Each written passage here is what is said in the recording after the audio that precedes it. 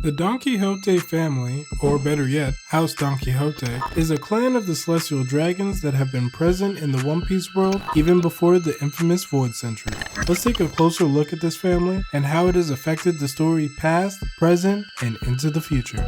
Ancient Don Quixotes. The name Don Quixote has been a part of the One Piece world for a very long time. The ancient Don Quixotes predate the Void Century, as we know that prior to the world government being created, the Don Quixote family ruled over Dressrosa 900 years ago, and had a presence there already for a while. At the end of the blank period 800 years ago, the Riku family would take over Dressrosa. During the Don Quixote's time as the ruling family, they were horribly cruel to the Tontada people, and used them for slave labor. The Tontadas referred to this period of time as the Age of Slavery. Nothing else is really known of the ancient Don Quixotes, but I will have some theories about their role in the Void Century a little later in the video. Dofi's immediate family. Don Quixote, Homing.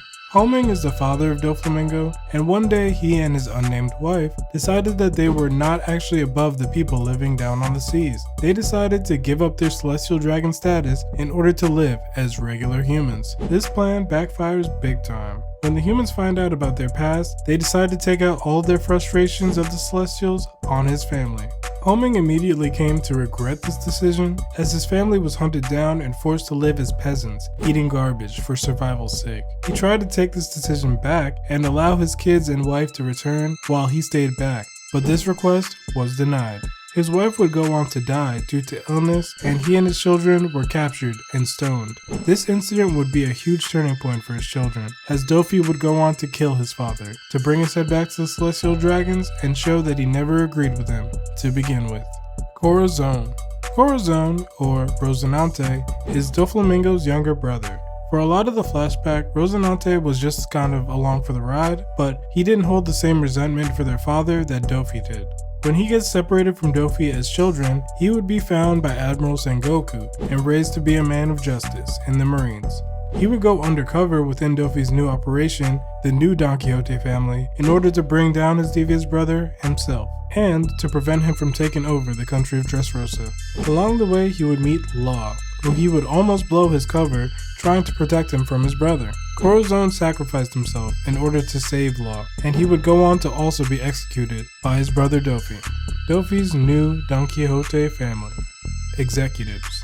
The original executives of the Don Quixote family, Treble, Virgo, Diamante, and Pika, actually find Dofi after he lets out an incredible blast of King's Hockey during his family's stoning. This blast would knock out the citizens that were attacking his family. Treble actually gives Dofi the gun he uses to end his father, because loyalty means all the world to Dofi, so this new family meant a lot to him, as they saw the potential in him and wanted to help him reach it. He truly viewed them as his new family, and valued them as such.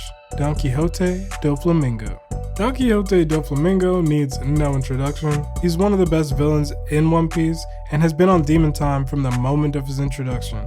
As he begins to build his power, he becomes a huge boss of the underworld in the North Blue. Throughout the story, we see Dofi have a part in torture, slavery, human trafficking, and production and sale of weapons and artificial devil fruits to some of the most powerful pirates in all of the seas. Dofi is a one-of-one character, and he can even make the Celestial Dragons bend to his whim. As a former Celestial, he has knowledge of the great treasure of Marijwa that has long been kept under wraps, and even has the balls to use it to blackmail the world government. This allowed him to become a warlord and do all his dirty dealings in the dark without any pushback from the world government. Doflamingo is as ruthless as he is smart. When returning to Dressrosa 10 years before the current story, he tells the current King Riku that he's returned to claim his rightful spot on the throne, since Dressrosa was ruled by House Don Quixote before the Riku clan took over. He allows Riku to sell the country to him for 10 billion berry that he knows King Riku doesn't have. Riku begs the townspeople for money and for them to just trust him,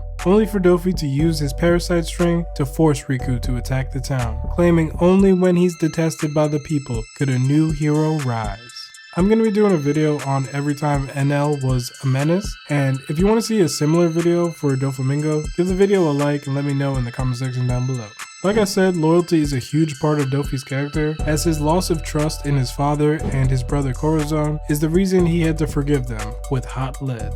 Even Law, the boy he saw himself in and brought up to eventually become his number 2, would turn against him. Dofi ultimately had the plan to use the Ape Ape fruit to have eternal life and use the personality switching ability to switch with someone at Marijbah in order to have the power to take over the world. Who could this person be if not Emu? Dofi mainly just wants to destroy the world that the Celestial Dragons think that they can so highly rule over. And what better way to do that than to take over the true ruler of the world? Dofi has already shown his knowledge of his Celestial Dragon history through his understanding of the ancient house of Don Quixote and how similar his death game was to the Celestial Dragon's human hunts. It's very possible that he may have knowledge of the ancient king, Saint Emu of the Nerona dynasty, Don Quixote Miosgard, and his pops. Saint Don Quixote Miosgard is the Celestial Dragon who tried to get his freed slave Fishman from Fishman Island during the Fisher Tiger and Odahime flashback.